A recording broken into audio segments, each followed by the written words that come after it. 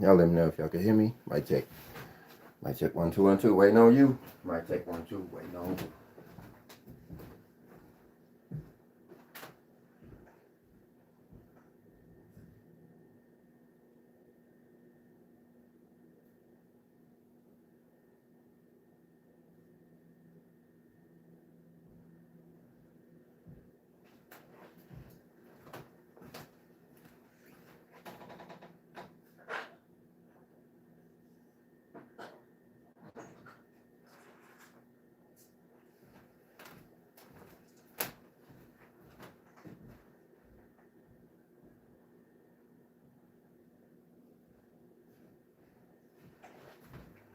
Mic check. Mic check 1 2 1 2. Mic check 1 2. Waiting on you. We got one person there. One person. At least seeing us live. I need to know if you can hear us live. I guess if you hit the like button, I know if you can hear us too. I'm gonna get on with it. We got a church in Hebrew. What's that called? Yahweh did that. We got 3 people on now. We just need one of them to say, we sound you, we hear me loud and clear. We got hearts. I got a heart. That lets me know something going on, but I'm waiting for a mic check. Can you hear me? Because we got a lot going on here right now. We like in that movie The Matrix, there's a lot to come up to satellite depth. Yeah, we up there now. But we up here. We got, who is it? Loud and clear. I gotta put my whole glasses on. Glasses from Pristine Beginnings. Pristine Beginnings. It says loud and clear. I appreciate that, everybody. Pray for Pristine and the rest of the world. Too. People in these wars and stuff. I have to remind somebody. I mean, I have to remind you, but we got to remember to pray for each other. But anyway, today's class is about Yahweh Ditha, the language, the pure language.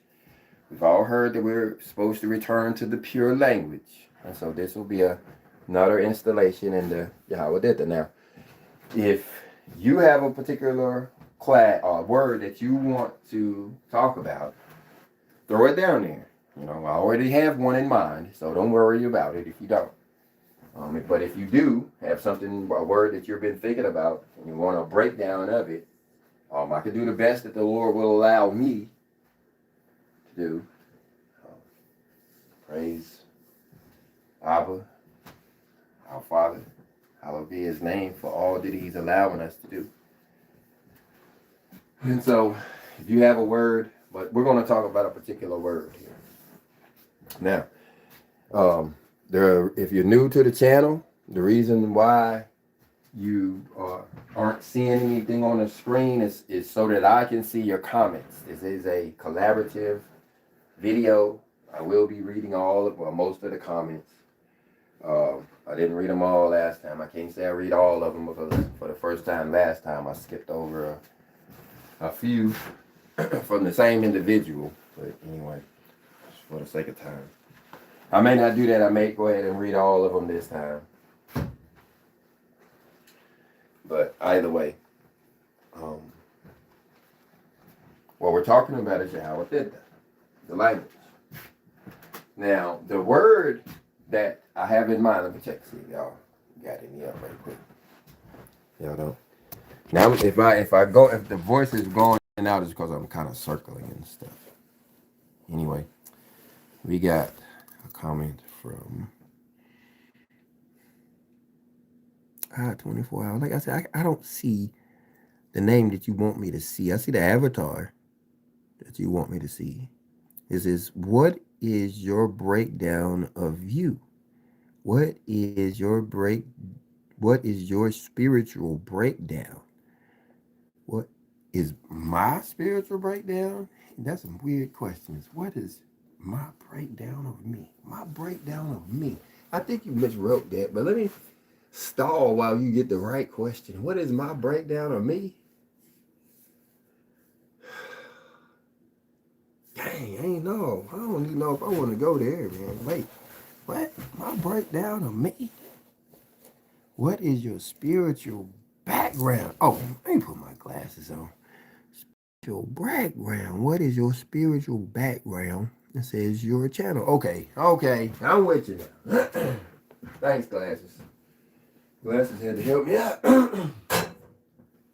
Anyway, my spiritual background. My spiritual background.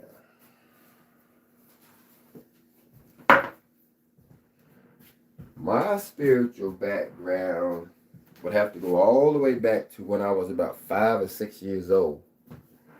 Thinking that I could control things with my mind. I thought that I could move things around. And when I wasn't able to do so, I concluded it with the idea that we once had that ability and we lost it. We once could move things with our mind. I didn't know the word telepathic at the time, but I thought we could move things with our mind. And I too used to have that ability, but somewhere along the lines of humanity, I had lost that ability to actually move things telepathically. And so that was my first intro that I can remember.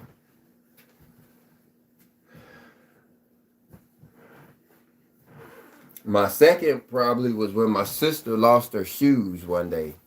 She had lost her shoes, and she came back to tell us the story that she looked everywhere for her shoes, crying for her shoes, and she decided on her own, having not done so, not being in a church or anything like that, which is the word of the day, church. She hadn't been churched. Neither one of us had been to church. But she somehow came to us and told us all. She was like, she had decided to pray. And there she was, about 4, 5 years old, came to us, adult. Well, I wasn't adult, but she told mama and daddy and everybody. We was all in amazement. Like, you did what? Yeah, I prayed. What is that? You did what? How do you do it? I don't know. I just did it. Really? Yeah. Did it work? Yeah. She said she prayed and she fell asleep. And while she was asleep, she dreamed about where her shoes was. And she woke up and walked right to them. So that was my second interaction with spirituality. Of course, I was too young to understand it. The next interaction that would have been with spirituality probably would have been when I was about 16 years old. I was living in an abandoned house, abandoned by my family, alone. I had no food to eat, nothing going on for myself except school. I could go to school and get lunch and breakfast if I got there early enough. And I too prayed for help. And the Father, not in a dream, but in kind of a daydream and an intuition, he told me to catch the bus into a different direction. Instead of catching the bus to go south, he told me to catch the bus to go north to my uncle's house, Levi in the Lord. Not a Levi in the Lord, but a Levi in the flesh. And they took me in, and that would have been the next spiritual thing as far as my spiritual background was concerned. Then the next thing as far as spirituality is concerned was when I tried to hit on this lady at the laundromat there at the Andrews Air Force Base in Fort Benning, not Fort Benning, but in Washington, D.C. And she turned out to be the chaplain, a chaplain's assistant, and she led me to the Lord. She actually told me to go to a church, and she said it in a way that made me go down there. I ended up getting baptized, and that's where I first started reading the Bible.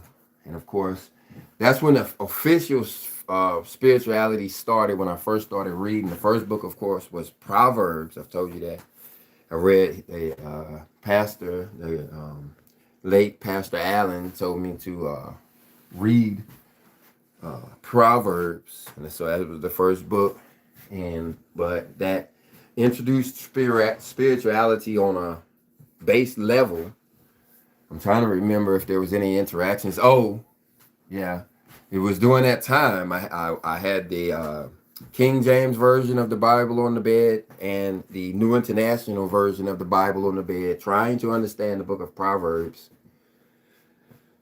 when I had another daydream vision of myself going from place to place, helping people with their businesses. And After that, I kind of ended up doing sales and doing little ministry work.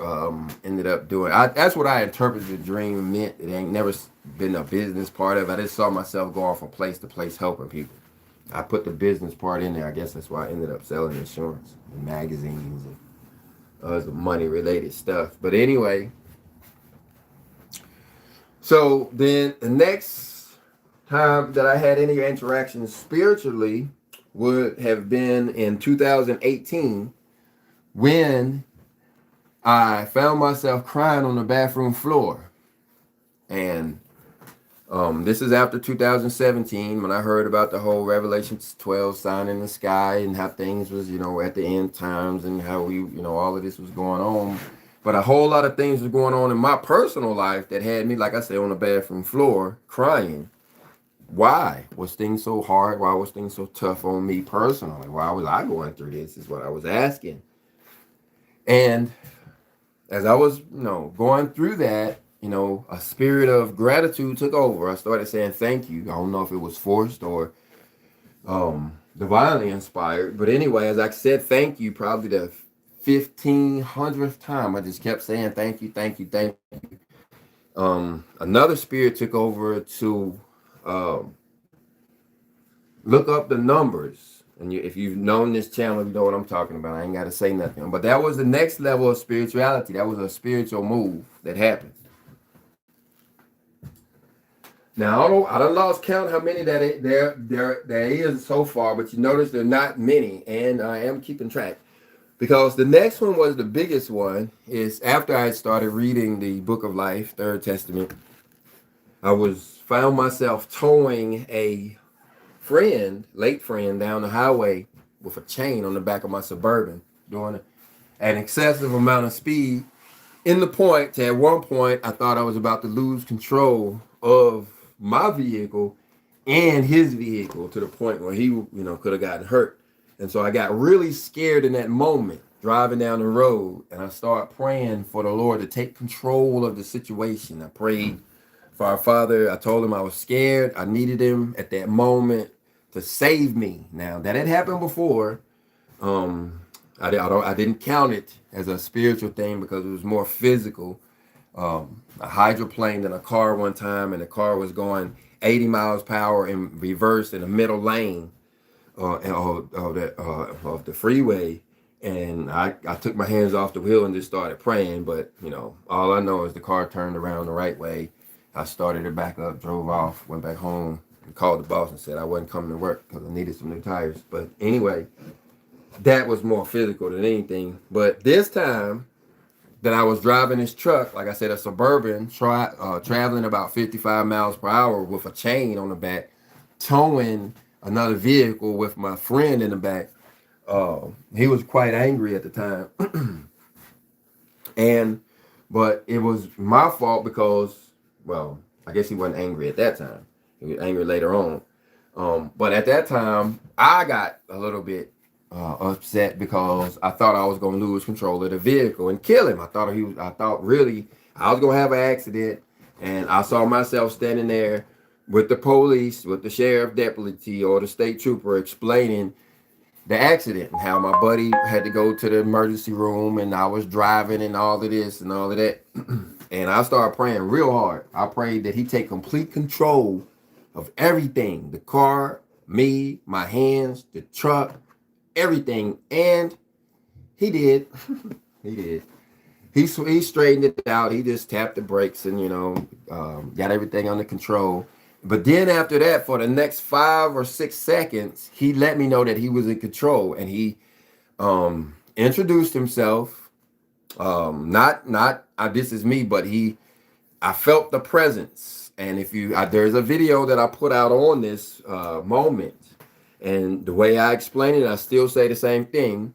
It was like another entity came inside of me. Okay, yeah, okay. You could imagine. I prayed for that. I prayed for him to take control. And he did. The only odd thing about it, the only unique thing about this story and any other story you can hear like this in this moment, was that the one that moved in felt more like me than me myself. In other words, this person that's talking to you felt like the third person in the car.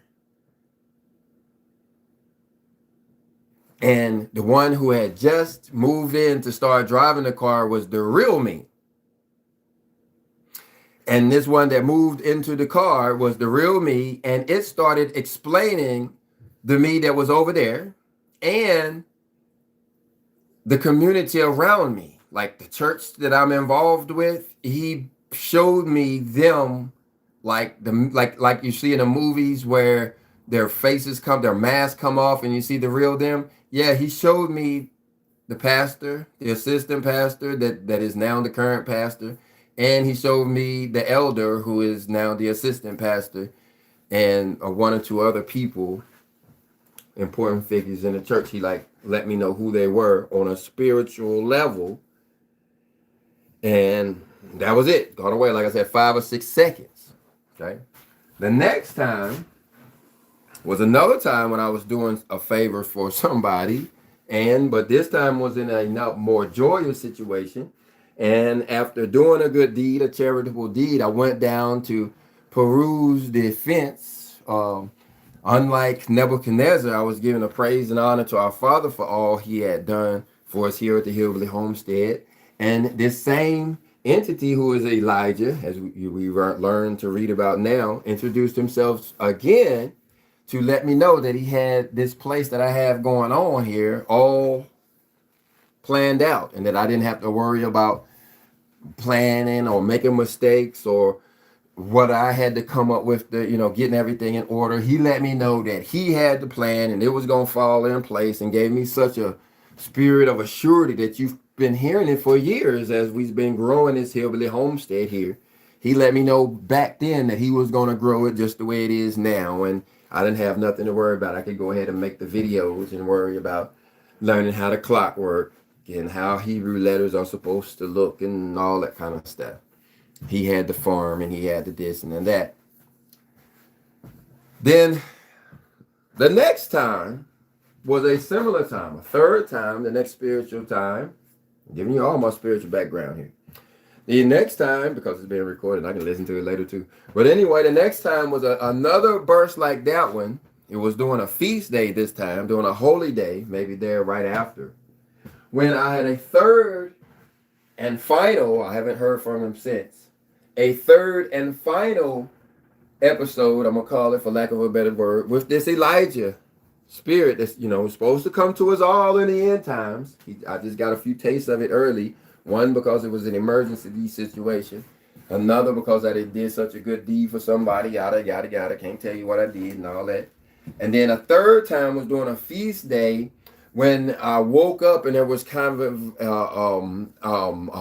at the right time of the day where I kind of caught the morning star kind of thing, and it kind of woke me up. So it was an awakening with that awakening that we're all kind of do. So you think back in about 2018, I got nudged a little bit when I was driving the car. In 2019, he bumped me again. But then a few years later, it was a real awakening, because on that time, even though it was shorter, the first time was 5 seconds, the second time was 3 seconds, this time was about 1 second. But in that 1 second, it's like I woke up inside my own body. I'm going to let you think about that for a second. It's like I woke up inside my own body. And it's like I'm looking around, looking down at my flesh, looking down at my physique. I ain't looking in a mirror, but I'm flexing my muscles. I'm like, wow, this is who I am. Looking around my surroundings. Ooh, this is the house the Lord blessed us with. Ooh, this is where we at, an awakening. And like I said, it lasted for a second. I wasn't told Stacy about it. I told Stacy about all three. So, for a witness, she's a witness that those three things happen. Okay, so then, but they did happen. But then fast forward, then let's go on to the next episode, because that ain't over. Those are just the getting rolling part. Because then after that, then the next spiritual episodes would have been when I started studying the Testament of Solomon. Because you start getting bling, bling, bling. Yep, you start getting into spiritual warfare.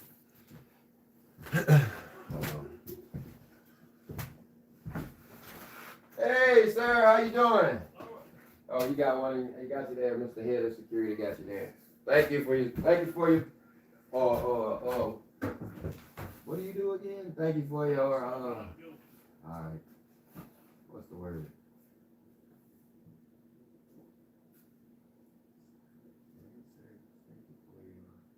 What thinking?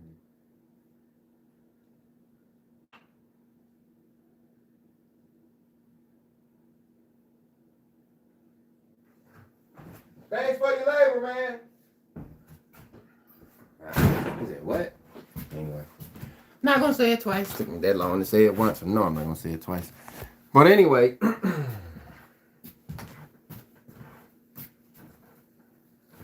said thanks. Anyway.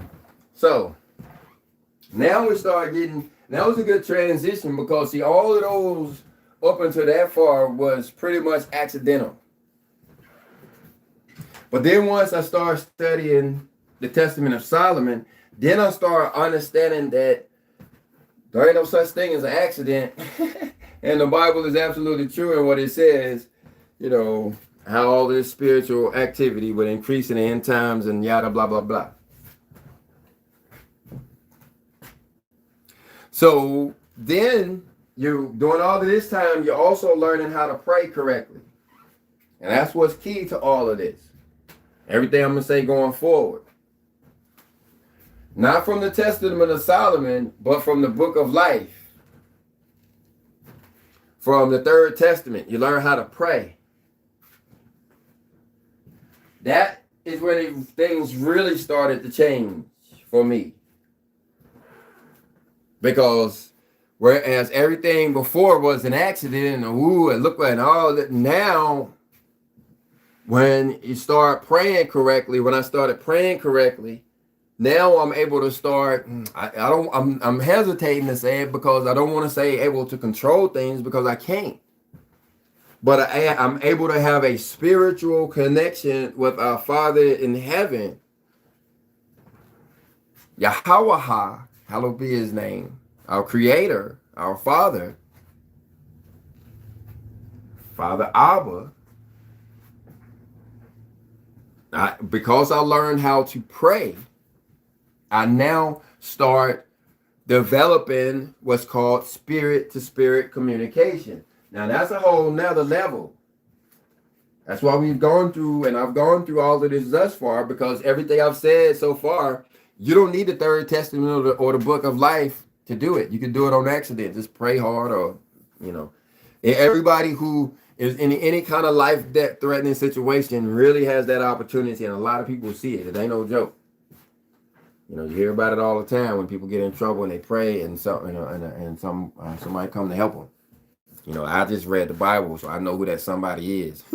That's the only difference between me and, you know, I ain't to call them somebody. I know it's the Elijah spirit that's supposed to come. You know, Enoch spirit, Elijah spirit. You know, they're supposed to come and help us in the end time. That's what that means.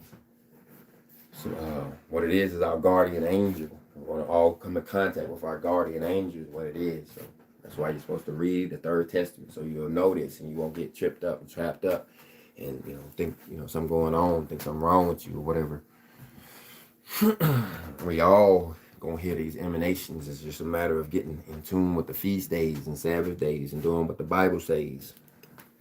But anyways,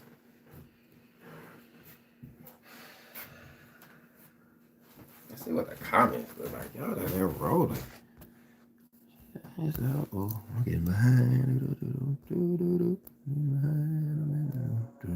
I see Leia down there. I see Royal Prince of the Most High y'all down there.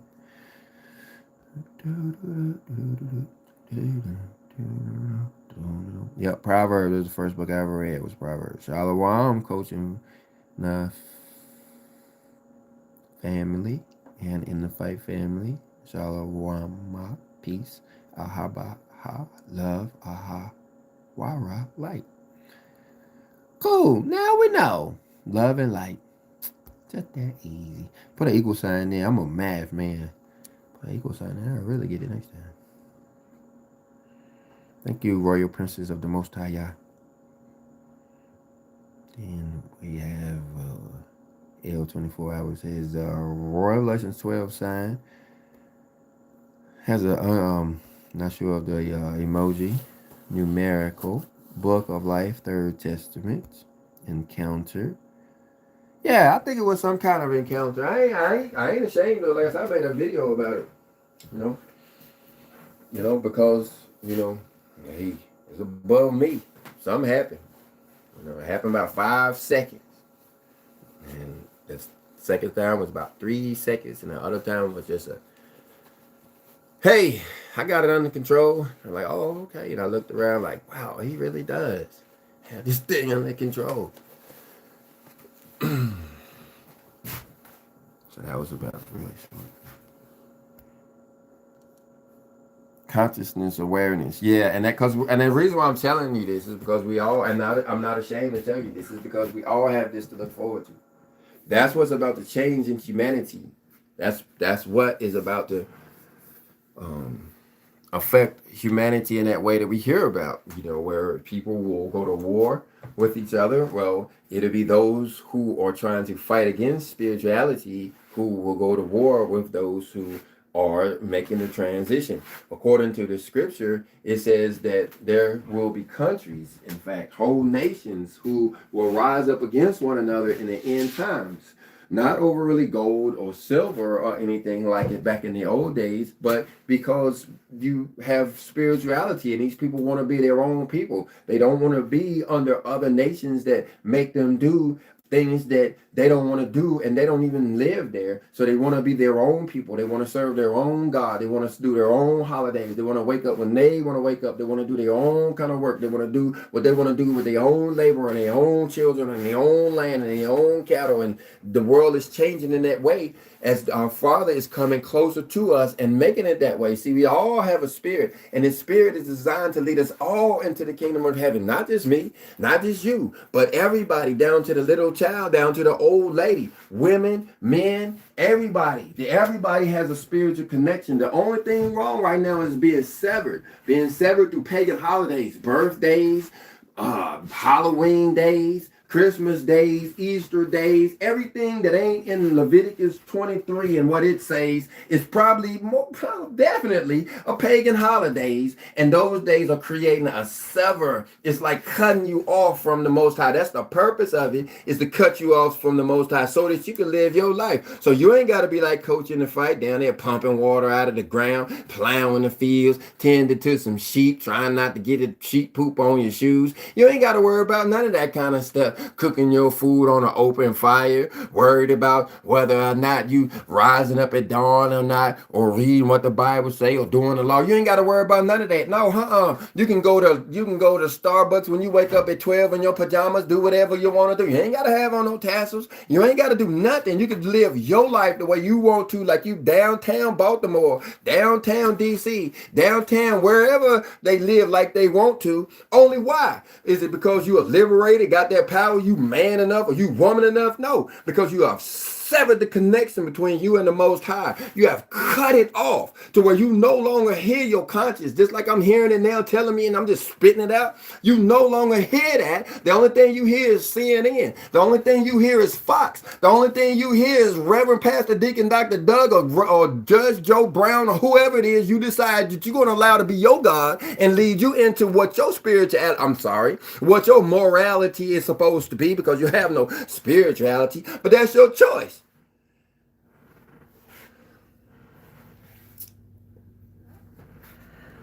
And so, yeah, now it's like the book of Revelation. Spirituality don't stop. Once I learn how to pray and do charitable deeds, yeah, it's like the Bible say, there's people who live in a temple and don't never come out.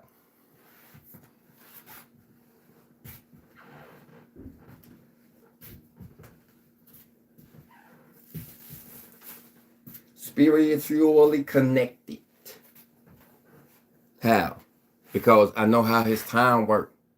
I know why his time worked. Tuwaba. That's his clock. There's 4 times a day to pray. There's 4 times in a month to rest. There's 4 times in a year you're supposed to have a feast day. There's 4 times in a millennium that we're going to go through these changes. Tuwaba. and then a basket. Ain't got nothing to do with dirt, except when to plant. Put the food in your basket. Means good. Anyway, today's lesson is about church. Church, and the word church. Word church. This is a class in Yahweh Dita. This class is being brought to you by the Celestial Clock. Visit us over at coachinthefight.shop and get your Celestial Clock. Don't be late. The equinox is coming. Right around the timing. You want to have your clock all ready when the equinox hits so that you can put it right on time, right when the Kodasha, that sacred symbol that looks like a sideways percent sign with the moon on top and the sun below the horizon, right at that moment, March 20th, the year 2026, as it is every year except this year, you actually got the moon and everything making a true Kodasha. You'll want to have your clock already in hand. So visit us over at coachinthefight.shop. And if you can't afford it, don't worry. Send me an email, inthefight@yahoo.com, and I'll get you one for free if I have to pay for it myself. There's no reason for you not to have one. If you want to just print out one from the thing, on your computer and put it up on the wall, get you a thumbtack and a couple of strings, one to represent the moon, one to represent the sun. Well, the clock itself will represent the stars, but you can print it off for free, or you can go in and do what you do over at coachinthefight.shop. That is coachinthefight.shop. For all of your celestial clock needs. Today we're talking about the word church. Church. Cha-cha-cha-cha, church. From a Yahweh Dita standpoint. Now, let me see how many people look. There's about 8 of them looking. 4 of them liking. Appreciate that. Show you how I appreciate that. Let's read a couple of more comments. See if we can halfway get to it. She wants to know about the Third Testament. Yes, Book of Life, Third Testament. Go to Third Testament. Matter of fact, you're on YouTube already. Just YouTube Third Testament Teaching 1 and or Chapter 1, and you'll see a playlist of about 66 videos of the book called the Third Testament. And then you can go ahead and order the book from Amazon or Walmart.com. Look for the one called From T.R. Ross. Nobody else. I don't care how fancy the cover look. I don't care how good it look. If it does not say T.R. Ross, it is not what you are looking for. Unless, write this down because I know it's confusing. Third Testament, T.R. Ross. You can Google it and get it about $34. Again, if you can't afford it, send me an email to inthefight@yahoo.com and I'll buy it for you. I'll ship it right to your house if I have to. Or go to getthirdtestament.com and you can get a hardcover copy for about $100, unless they got a discount. I think they do. But it's worth more than $100 because it's in hardcover. That's getthirdtestament.com. Whole lot of T's in there. Don't forget all them T's and getthirdtestament.com. But once you get that book, you're going to realize that there's some notes, some numbers down at the bottom. It'll say something like parentheses 266, comma 12-15. And I just made that up. But what that's saying is in teaching 215 or 266, whichever one I said, in those particular verses, you'll find the exact quote in the Book of Life. In the Book of Life. The Book of Life is a bigger work. Now, you can get that at our store, coachinthefight.shop. Just scroll down to the bottom, look where it says Book of Life. You can get the PD. You can open it up to my Google Drive, where you can download the PDFs for all 12 volumes. You have to get all 12 of them onto your computer or your phone or wherever. You want to get that before the apocalypse or whatever. If you need a copy of it now, just There's a button where you can push and order a free copy of it too. If you want it in paper, I would suggest you get a paper copy too.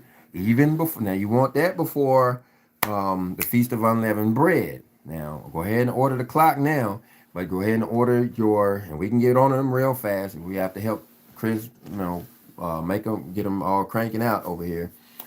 He doesn't have a backlog yet now, and y'all should get in line, hurry up and get your clock order before the equinox. But you can get a free copy. You can't buy it at all. Praise the Lord. And in heaven, you have to get a free copy of the Book of Life. It is about 1,000 pages long in 8 font. 10 fonts. We couldn't make it 8 font because I couldn't even read it then with my glasses on. So we had to go back up a little bit to 10 font and even stretch the margins out. And even still, it's over 1,500 pages long, front and back, of course. So, and it's a really big book, but we'll mail it to you for free. If you live overseas and stuff like that, it is a little bit more tricky to get it over there, but it is just it's important. So don't be ashamed if you need it sent to some foreign country and all of that. Let us worry about if we can get it there or not. Just give us, tell us who you are, where you need it to, what your address is. Don't be sending it to mama's address or somebody have it to you. It's a real thing coming right to your address. But the last one we sent overseas, I think it ended up costing us $500 to mail that book over there. So don't be playing around. You don't want if you and because plan on reading it. Don't just plan on having it. If you just like a cool book, don't just print it out, get you a PDF, put it on your phone. But you should be already reading it, going, I wish I had a copy of it. Well, we'll help get you one over at coachinthefight.shop. Anyway, I'm like, dang, I ain't never asking no more question. He done took that long to answer the question. So I'm gonna skip on down to catch up. Timing around the feast, the awakening. Every feast day should be the awakening for somebody. We don't always keep going through the awakening like every year, but if you're new in Christ, new in the walk, yes, that's when you're looking for something to go on, because our Father tells us that He is at every feast day, just like He is at dawn when we rise at dawn, and He is at when we pray. He is there. He is actually at the feast.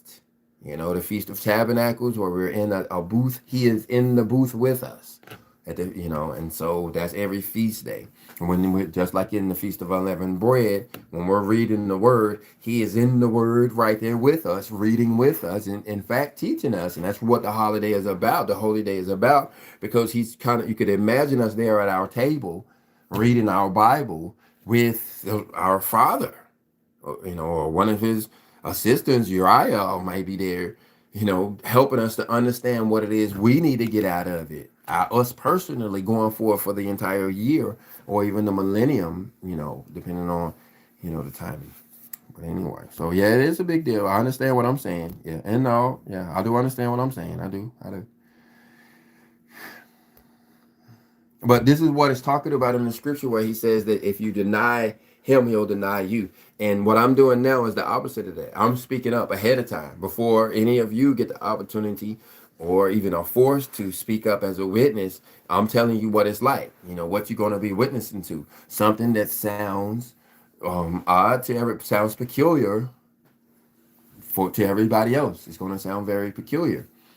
And, it is. We are a peculiar people, and we are expected to go through a peculiar thing. And I think I'm explaining it, even maybe in a peculiar way. But anyway, Testament of Solomon. Yes, Testament of Solomon is a book you can look up. This one would be harder to find, but it is one you want to have in your library. Definitely in your paper library, because when the internet goes away, you ain't never going to find this book no more, ever, unless you come to my house, because they don't want you to see this one. It comes across as a book in spiritual warfare. And then when you get to the end of the book, it turns out that it's more of a testament of Solomon, where he tells his downfall and how, because he was serving pagan gods, and with all of those 1,000 women he had, it talked about how serving their gods ended up being his fall, and he was turned out to be a warning against that, the book did. But when you actually start practicing and applying, you understand that it is actually a lesson in Yahweh, this language that we're talking about. It turns out that this is actually a lesson in Yahweh. Come on in, nephew. What's going on? Come to get some apple juice. Come on in. Don't interrupt. Say hi to YouTube. Hi. Hey, be serious. They right here, man. Look, you got 10 people looking. Say hi to YouTube. Hi, YouTube. We're in class. We are having a class. He look like he just coming in and get some snacks. There goes some nuts up there, some cashews right there.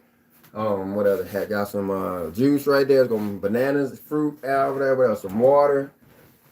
Help yourself. Anyway, so Yahweh did that. I think I was talking about what that is. But anyway, this lesson is about the word church. The language church. Now, in this language, Yahweh Ditta, each letter has a meaning. Like, if I were to come like nephew, since you're here, looking at this word here, it's F-U-N, right? What does the letter F mean? Fun. Okay. What does the letter U mean then? If United.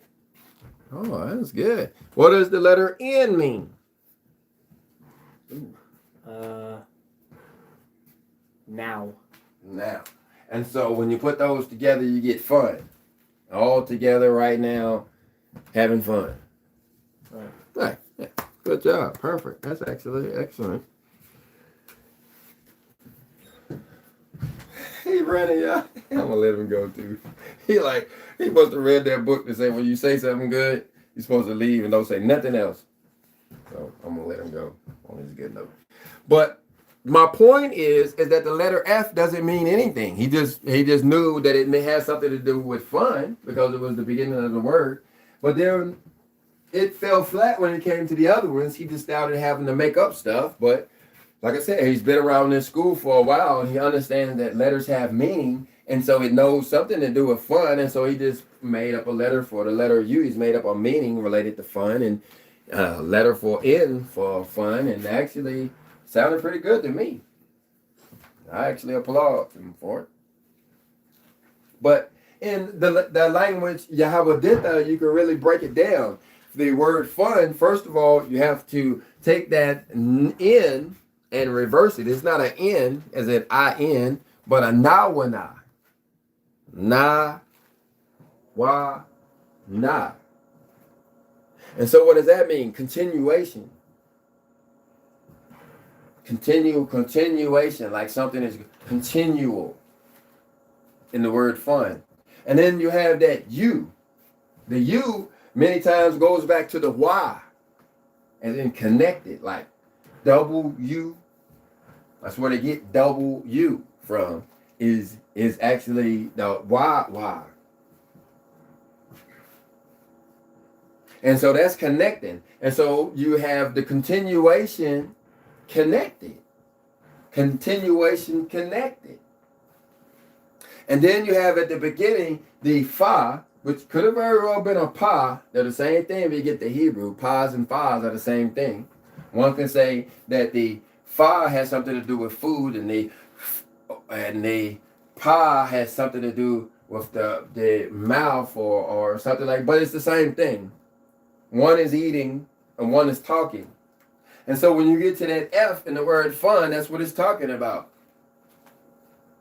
Talking or eating. And since you know it's a good thing, it has something to do with fun, you can realize that when you're having fun, it's either going to be some food involved. Usually there's some food involved. Unless you're at church, when it's a whole lot of talking involved. And that's the word that we're breaking down today is church. Church. Notice when I say church, I keep saying that ch like that, like I'm speaking Yiddish or something.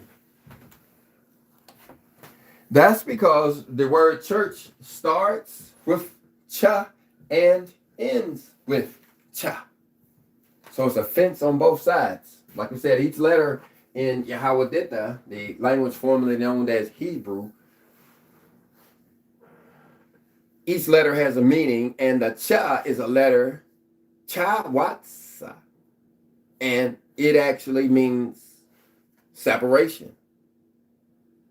The symbol itself is a fence, as in you're on one side of the fence or the other. We see that word in the proper name for the feast day, formerly known as Hanukkah. The proper name is Chanawakaha. Hey, Journey, come on in. Say hi to YouTube. Hey. What's going on? None. Mom just wants me to run at Dollar General. All right, go to Dollar General. I'll just let you know. Huh? I'll just let you know. Cool. Let me see what I want. YouTube, y'all want anything from Dollar General?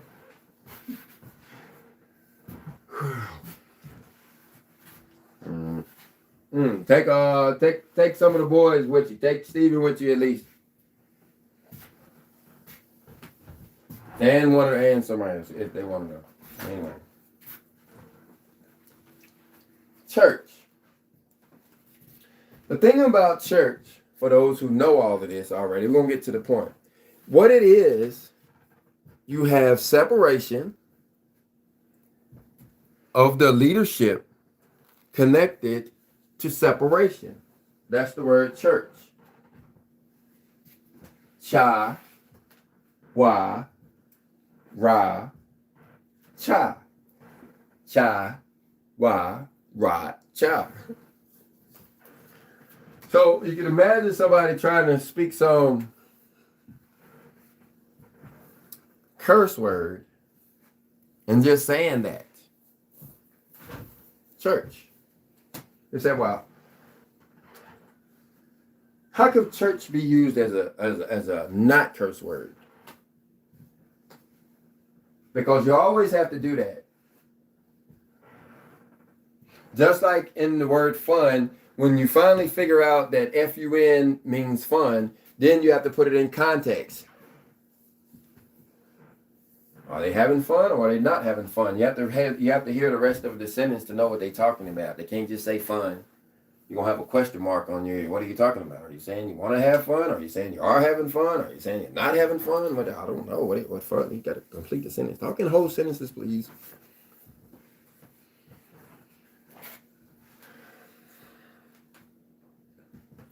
So you have a fence and a head and a hook and a fence. So what is that? That's a head in the middle of two fences. You could imagine if this was drawn out for you, and I'm still working on that smart board so we can draw it out for you. Right now I got a chalkboard and probably a spider up there hanging out waiting to get a cameo appearance and go get me in trouble, so I can't take a picture of it. But anyway, you can spell it out in your mind. Chur, that's one letter. CH is one letter. That's chawata or chawatsa. Let's look at the board. U is wawa. That's the W. I mean, wawa with only one of them. You get they're interchangeable. It depends on how you want to use it as a vowel or a consonant. Y and U is the same thing. But then the ra'asha is very important here. That's probably the most important part of this whole lesson because it is the ra'asha that's in between the two churches, the two fences. And then you have a fence in the middle. So, how many of you have guessed? Let me get in the comment section. What do you think I'm going to say that meant? Y'all break that down. I'm going to give y'all a chance. I think it means this. I think it means that. I already think I know it, so don't worry about being wrong. Every answer is right. Let's get to some more comments. Slight break. Out of the matrix. Yeah, get out of the matrix. The matrix is not about power. The matrix is about money. Go look at the movie The Matrix, and everywhere it talks about power and how we're supposed to be making electricity, and we have to be plugged into the system to keep the electricity flowing, and we are all batteries. No. We're not all batteries. We're all cash machines. And we have to keep the money flowing. That's the matrix.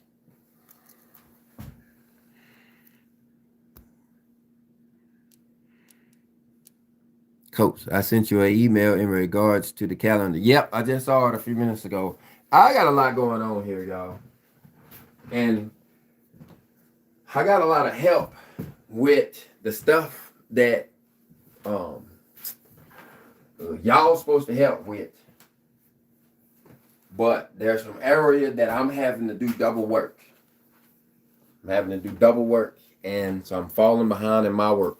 I've always had the motto, if you're doing my job, who's doing yours? If you're doing my job, who's doing yours? Okay. So if I'm doing somebody else's job, who's doing mine? And you guys are seeing it in the comment section, in the videos, and the emails. I'm falling behind. That's all right though. You know, now I ain't losing control or nothing. It's just, I have to go back and read a whole lot of emails like I did today. Go back and answer them like I got to do later today. So, yep, got it. Wants to do a Zoom call and all. She wants to do a Zoom call, y'all. She gave me the phone number. If y'all know, I ain't never did a Zoom call in my life. So, that's my point, though. When I say that I got a lot on my plate. Y'all don't understand. The Royal Prince of the Most High, y'all knows I love her and I appreciate, her contributions and all that she's doing, all the help that she's doing in these times. She's hearing the message that we're supposed to be helping somebody, and she's picking on me a little bit, thankfully. She is helping me a lot, thankfully. I am a charity, what I call her, a charity magnet. I am a charity magnet. She's taking advantage of it. But notice, every time she tries to help, even when she tries to help, she brings her own chaos, like the email. So now somebody's got to go over there and manage the email. And because I'm having a trouble with the chaos, which is all the yeah, I'm getting behind. So messages, emails, all that kind of stuff. Anyway, it's going to get worked out. It's going to be better than it was before, too. I can already see it. Prayer correctly. Yeah, prayer correctly is important. Praying correctly is absolutely important. Most people pray wrong. Since you're answering that question, you probably don't know how to pray at all. You probably said a prayer like, God, please give me a car. And then when a car don't show up, you go down to the bank and start trying to get a loan out. You pray, you go to church. I don't know you personally. Like I said, I don't even see your YouTube handle. I see some weird name that I don't even know who it is. It could be, I can't even tell. I don't know. I don't know who I'm talking to. I know Royal Princess of the Most High Yah because of memory. Even a blind squirrel find a nut every once in a while. Even a person with no memory, or if you keep saying it much, they gonna finally remember, and that's one of them names that I just look how long it is most of the time. See, it begins with all I got to see is the R at the beginning, and I guess because of how long it is most of the time. So I don't even know who I'm talking to. But chances are, you know somebody that goes to church and prays to the devil on Sunday. And then when a child finally do get sick, you take them to the doctor on Monday.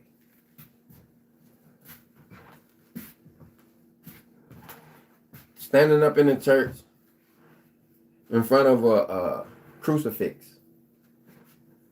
a brass body of a blonde-haired, blue-eyed, naked,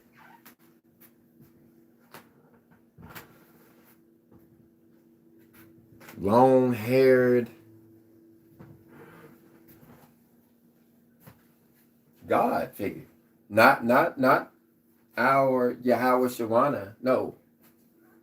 Another God that they've always worshipped. One with long hair.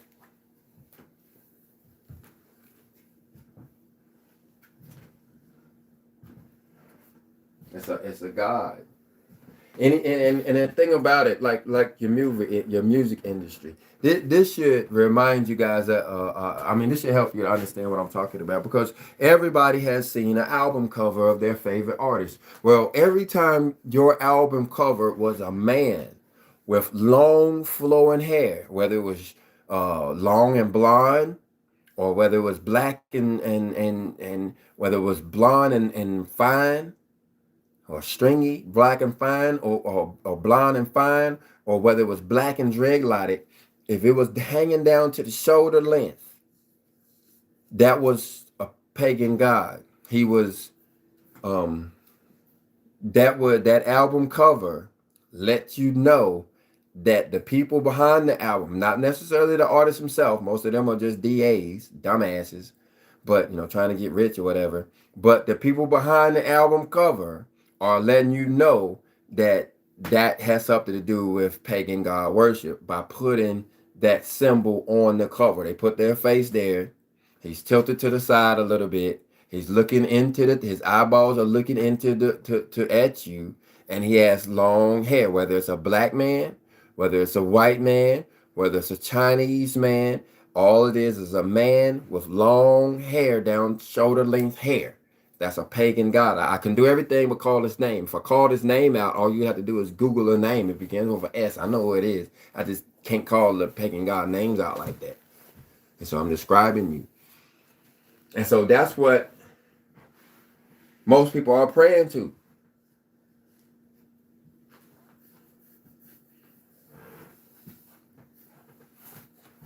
A pagan god. And so then another thing that they're doing wrong is praying out loud. Praying out loud. I'm gonna give me a cup of coffee, guys, in my new Keurig, and our new Keurig at the Hillbilly Homestead. And this moment is brought to you by all the supporters of Coaching the Fight. We want to thank you guys for doing the Lord's will and helping us with your charity. Again, we're charity magnets, but because of your contributions and all y'all did, I'm about to have a cup of coffee on y'all. Thank you very much. Thank you very much. I'm going to let y'all. The reason why I'm saying this is because y'all going to hear it make noise in the background. Thank you very much. It's like y'all heard me rinse out my cup.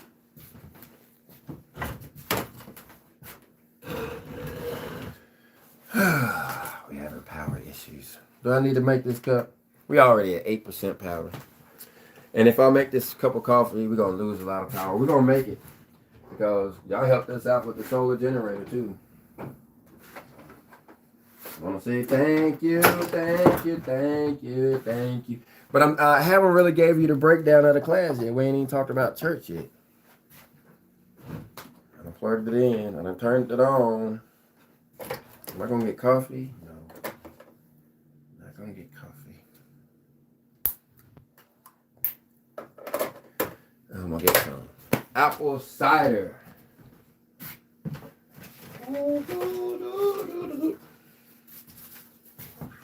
All right. Maybe I get you bubble gum and walk. So, where is he at? Praying correctly. So, most of you are still praying out loud. You got to stop that. I don't know what to say to make you stop. If this is the first time you're hearing it, yeah, that's all I got to do is tell you that you're not supposed to. So, let's go that route. The other ones, it may take a little bit more coaxskin, like it has. But anyway, so our Father says that He is closer to us than our own eyelashes. He is closer to us. He is closer to you than your own eyelashes. So if He's closer to you than your own eyelashes, that's scripture now. I didn't make that up. That ain't poetry. That's scripture. Verse, chapter, book. We can go right there. Somebody can quote it down there if they want. They know what I'm talking about. So that's in the Third Testament. If He say that He's closer to you than your own eyelashes, why are you talking? Where's your voice going? What's the point of it?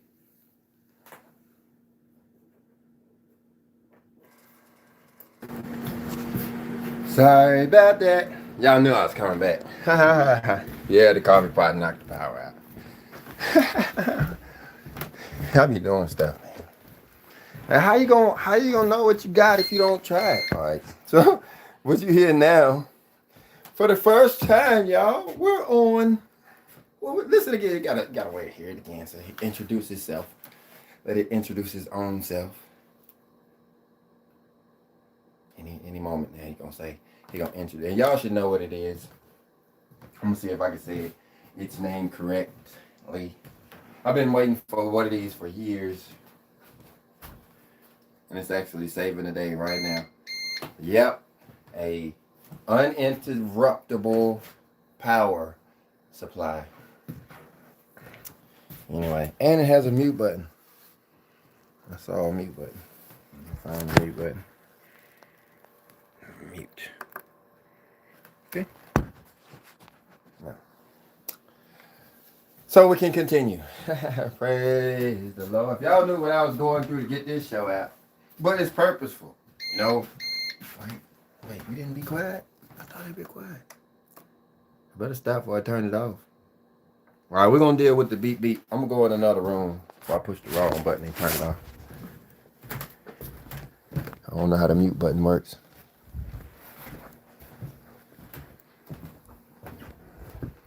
I do know what I would have to do if I had to start everything over, so we will ignore the button. Anyway, so talking about church and what the word means. Now, we were left off trying to figure out the positive connotation of the word church. Because like in how Yahweh did that, you always have to know what you're talking about. Are you talking about something good or are you talking about something bad? Okay, now, if we are talking about something good, what are we talking about here? Well, in this language, what I've learned, and I may be wrong, what I've learned is that you have to look for the wah if there is a connection in the middle. If there's a wah in the middle, you're usually going to start there, like in this case, in the word church. The word wah there is a connection in the middle of the word church. That's the word you in church. So you say, well, what is it connected to? Now, when you start to understand things, and Yahweh did that, you always start from left to right. Of course, you read from right to left. When you write it, you write from right to left. But when you try to understand it, you go from left to right. So you start from the back, which, of course, in the word church is an actual fence. But since we're looking at the positive connotation of the word, what's the positive connotation of a fence? Well, like we said, in the word Cha-na-wa-kaha. That celebration is about separation, where we declare ourselves a peculiar people, and I better go in another room. We declare ourselves a peculiar people, and we do things that is holy, which is another word for separation, which is where the fence comes in when you're talking about Chana-wa-kaha. So the fence at the end of the word, if it has a positive connotation, would be a good thing. It's holiness. Okay, so we're set. Whatever's in is being separated is holiness. Okay, what is it? Leadership. The leadership is being separated or made holy in this case. The leadership is separated in holiness. They're on the good side of the fence. It is a fence. The fence is not good or bad. It's just whether you're on the good side of the fence or bad side of the fence. So in this positive connotation of the word, the Ra'asha, the head, the Rash, for you people who still speak in Hebrew, the Rash or the Ra'asha would be on the good side of the fence because it's the positive connotation of the word. So it'll be on the good side of the fence. Now, it's connected to something because the next one is there's that Wawa. So that's what's connected. The head is being separated or separating the head, separating the leader. Okay. Now, what's the good about separating the leader? I don't know. Let's keep going, though. We got separating the leader connected to separation. So Whereas the leader, if you come in and say, where's the leader? And we put the separation on the leader, like we take him and start separating him from the rest of the place, but then he comes to the opposite end of the fence. What have we done? Well, we got to stay positive. What have we done, though? Did we put him down in the church? Do we live at the church? Do we put him in an exalted position at the church? Like put his house beside the church and pay him a stipend so he don't have to go to work and he's always at the church? Is that what church is? Where we've isolated the leader? The church, the leader of the church lives in the church because we've separated him out and we go visit him every once in a while when we go to church? Again, we're trying to stay positive. We're having a hard time. So let's go to the dark side. That's always easy, ain't it? What if the word has a negative connotation? Word church. And we ain't talking about, the Bible's thing, we are the, no, we're talking about just the word CHURCH.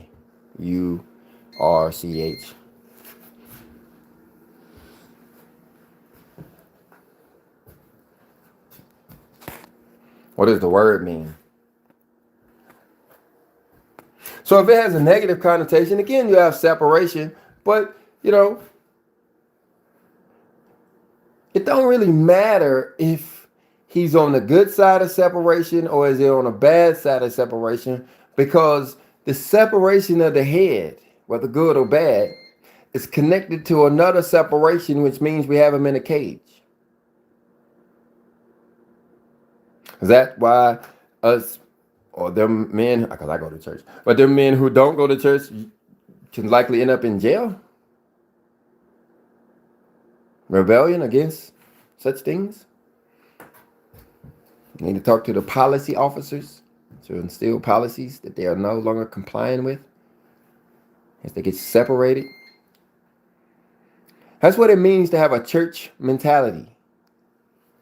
Putting your head inside a cage, inside a box where he's separated on both sides like he's in a fence. That kind of like I am now.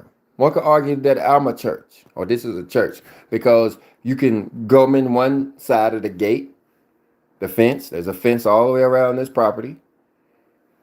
We try to keep it tight enough that a rabbit would have a hard time escaping. But we have a fence all the way around, all 12 acres. And so you could come in the front fence. You'll find me right here in the by your thigh, right here in the middle. And then you can see that it's actually connected to another fence in the back of the gate. And of course, I'm happy right in here. Of course, I want to stay inside it as much as I can. And so this is a church. But that's the point of the church, is to keep the Ra'asha inside the fence. Keep the leader inside the fence. So, anyway, this has been a class in Yahweh Dita.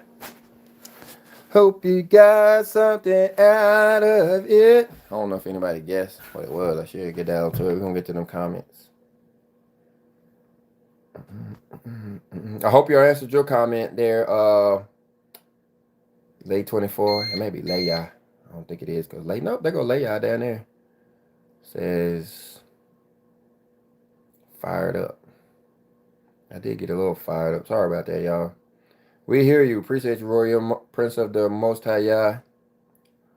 Lay 24 says, just my way of following. Yeah, I appreciate you and all your comments and stuff. Those comments are important. I appreciate y'all jumping in the fight. Appreciate the uninterruptible power supply doing its job. On with it in case it decides it's had enough too. But Lord Loya says, appreciate the truth. Oh, she did. Uh-oh, glasses. Like she spelled some stuff down there. What did she say? Appreciate love the truth. That's a new word to me, at least. Oh, I got my glasses on. That L24. That's I-24. I-24 hour says, I thought your channel was very interesting. It was. It used to be real interesting. Now it's a whole mess. You hear it? It's like a holy mess. Right? You hear it? What's going on then really is the transition. Like you hear all of this stuff that's going on, me and these alternative power supplies. You've noticed that it hasn't been that way in a while. And what's actually going on right now is a power upgrade. They're actually out there right now installing more batteries, more solar panels. Christian is leading the way. He has a helper out there that's helping put up probably going to be at least 3 times as much power. Where we will be able to run freezers, washing machines. Matter of fact, we're supposed to go look at, well, yeah, I think we're supposed to go look at another little battery powered car, so that's why you hear that beep in the background, because we're in a power outage right now. So I'm on backup power. But anyway, we're making it happen, showing that they can't keep us out of the fight. It just makes us go into guerrilla warfare. We invented guerrilla warfare. We kind of like that way of fighting. So that's what you saying here. Just making it happen. Anyway, we still in the fight. She says, Third Testament teaching 1. Can order T.R. Ross for me? Yeah, if you need to order it for me, like if you want me to pay for it, send me an email to inthefight@yahoo.com. If you want to pay for it, just get on the web, including coachinthefight.shop. If you can't find it over at coachinthefight.shop, look for it on the internet. I know Walmart got it. Just make sure you get it. Amazon got it. Just make sure you get it and read it. Book of Life PDF. Yep, you can definitely get that at my channel, coachinthefight.shop. Go coachinthefight.shop. .shop. Coachinthefight.shop.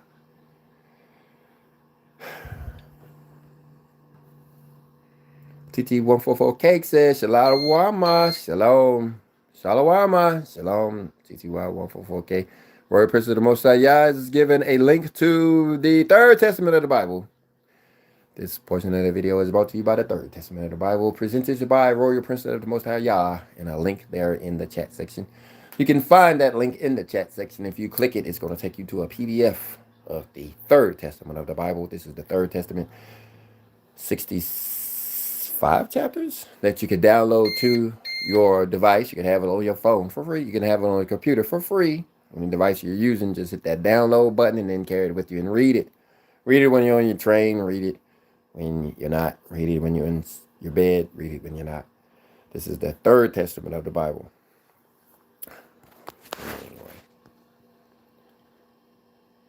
And I-24-hour-K is very appreciative of that. She gives another link to coachinthefight.shop. Appreciate it for all of that.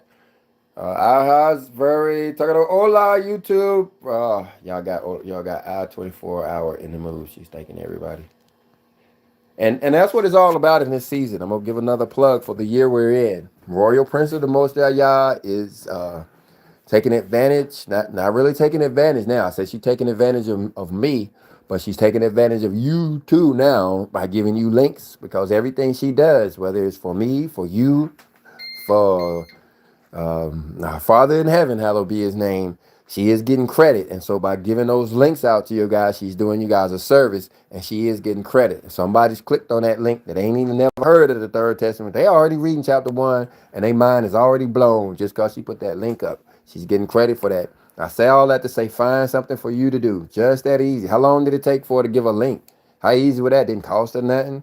You know what I mean? She had fun doing it. She probably had it locked and loaded. If she like me, she probably got a Word document with a whole bunch of links like that, just ready to pluck them up, at random. Well, not at random, appropriate times. So it's real easy, but it's a big work for our Father in heaven, because other people are getting that information. So small things that you do count. Especially praying for people in these wars. That's the number one thing you should be doing 3-4 times a day. Praying for people in the wars. Praying for people having illnesses and sicknesses. Praying for people who's going through the debugging and all that kind of stuff. Prayer. Even a person that's in a wheelchair can pray. Even a person that's in a prison can pray.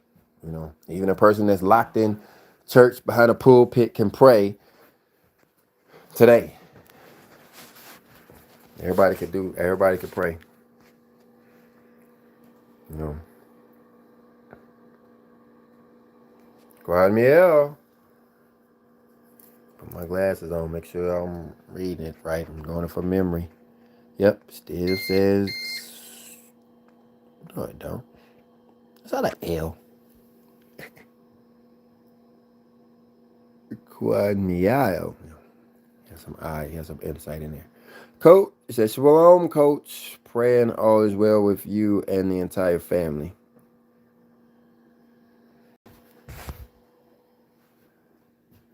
Yep. Continue to pray for our family.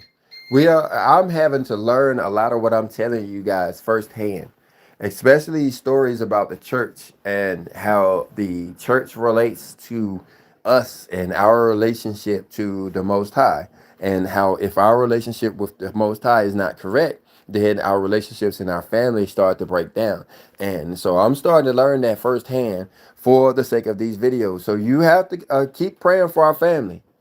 Keep praying for our family, and not just praying for our family, but you have to understand the fight that's going on here and which side of the fight, are we on? Which side of the fight are we on? Are we on the side of the fight of truth, or are we on the side of the fight of opinion? Or are we on the fight of the side of righteousness, or are we on the side of a fight of tolerance? Are we on the side of the right of the kingdom of heaven, or are we on the side of the fight of the rapture? So what side are we on? And yeah, you guys can keep praying, and that's good for everybody. But what are you praying for? What are you doing otherwise? Are you able to come in and spread some truth in the matter? And a lot of times that goes down to, your response down in the comment section. A lot of people think what I'm saying here is my opinion. I don't give a lot of verses. I've been one of those people who didn't go for the whole memory verse thing, where they quote the verses. The only one you hear me quoting is John chapter 1, verse 1. In the beginning was the Word, and the Word was with God, and the Word was God. I mean, that's the only verse I did, and that's the only one I have in memory, and that is intentional. That's intentional. I've intentionally not been a person who it has a bunch of memory verses in my head like that. And so, anyway, we gonna get on with that. Enough talking about me. He says, of course. And then Quamiel says some mason jars. Subject matter church. Have a good rest of your life. Yep, the subject matter is the church. The word church. And that's what we've been talking about. What that word means. And what it is to have a church mentality. What it is separating the leader.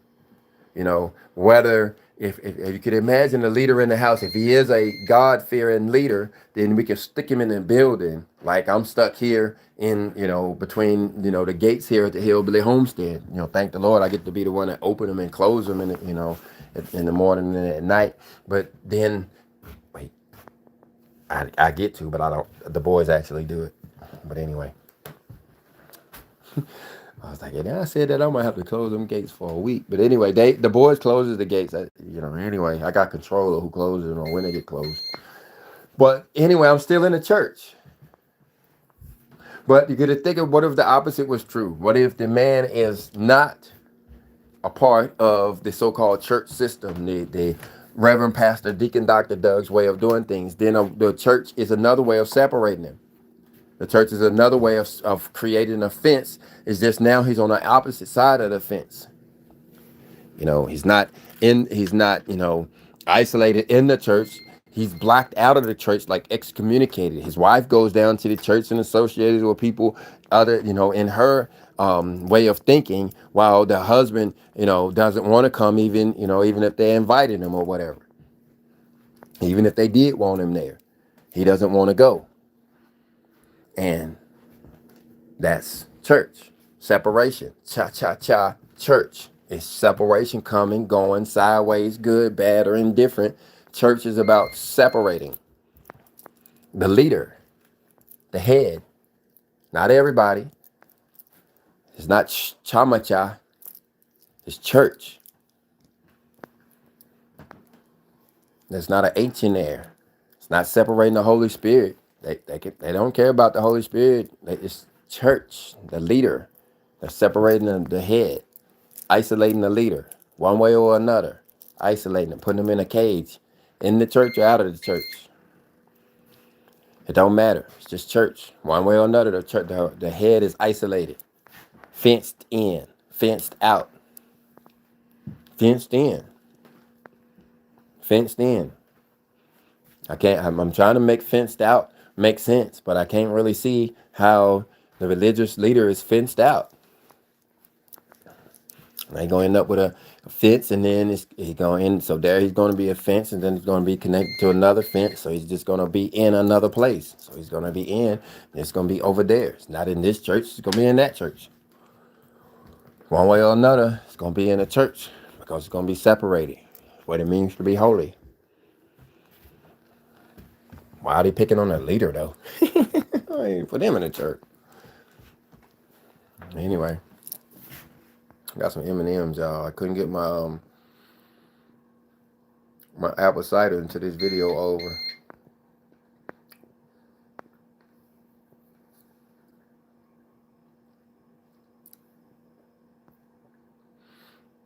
I'll set up the Zoom. Send me your phone number details. All in Favor is busy right now. All in Favor. Get this message. You send her something about some Zoom phone number. Apparently we need a Zoom phone number. I just got a WhatsApp phone number to talk to Mr. So-and-so. You know who you are. And now, anyway, emails and stuff are slow. We need to call each other. I will give you my phone number right now. I got M&M's in my pocket instead of my lots, so I would draw lots to find out. Should I give you my phone number? Anyway, last comment looks like it's coming from I-24 Hours. Says, plainly, his name is the Lord Jesus Christ from the book of Romans in the Holy Bible.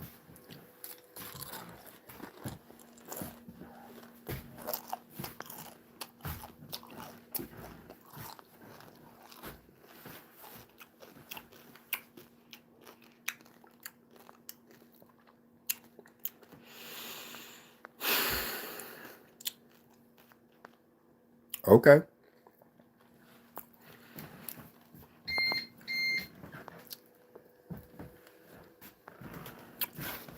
Yep.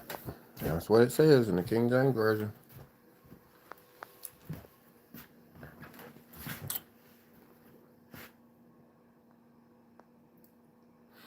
And that name has power. And when it all goes down, everybody who calls on that name gonna be saved. They can call it just like that, and they gonna be saved. Just like you. I don't matter what name you call him. He know. He speak every language, including English.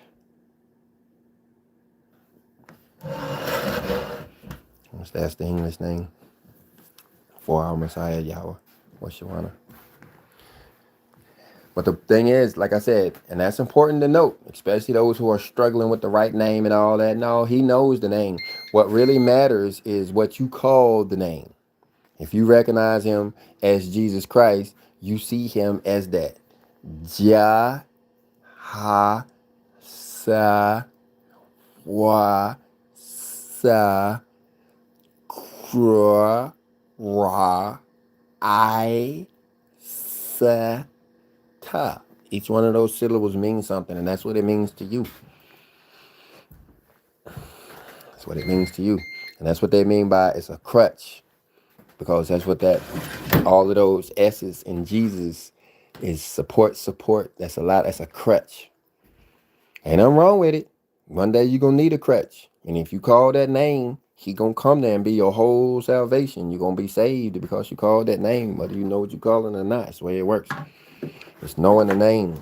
And like I said, he speaks every language.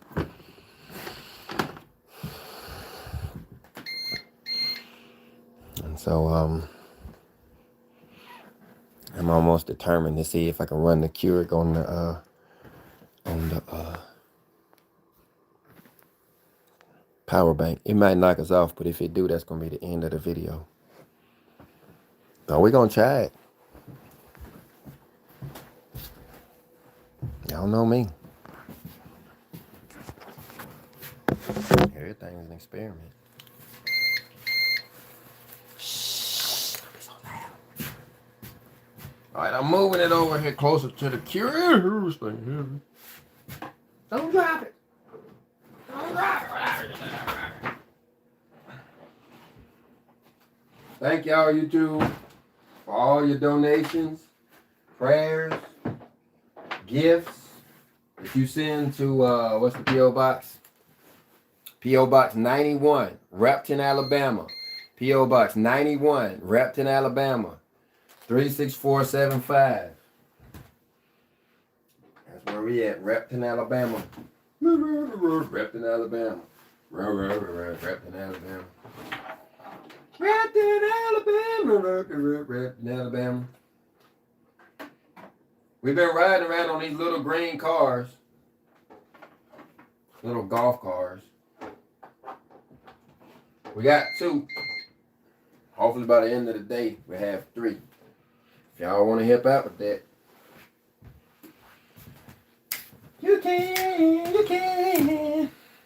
Because they're part of a tour. The tour that we have is about the Alabayata and showing that how you have to have each element of the Alabayata in order to go to the covenant. And so you start off with the Allah, make it all the way down to the Tawa, looking at each one of these elements, real live elements along the tour. Like you have a real live plowshare, a real live hook, a real live samaka out there holding some tomatoes kind of thing. And so we're using electric golf carts because, you know, the world, man, you lose its petrol power. And so we have those extra battery capacity, plus be able to use them, you know how batteries and electric motors work. If you don't, praise the Lord for whatever you do about. Praise the Lord for whatever you're good at. But anyway, any more comments? Because we're about to hit this Keurig button over here. Nope. I guess that's it. We got 8 people looking, 7 people liking. That's good enough. That's real good. So in closing, I'm locked and loaded. Don't be church-minded. Got to let our leaders out.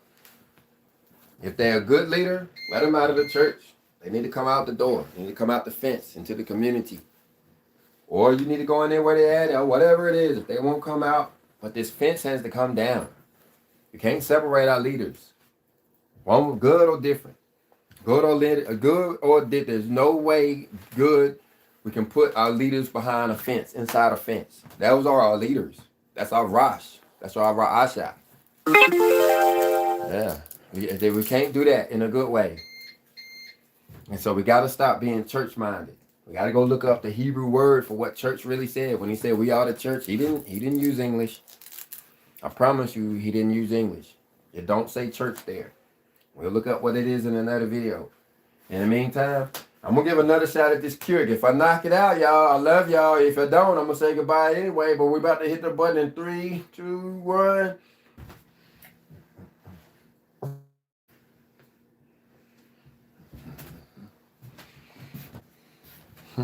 You too, y'all. All right, I'm all. That's it.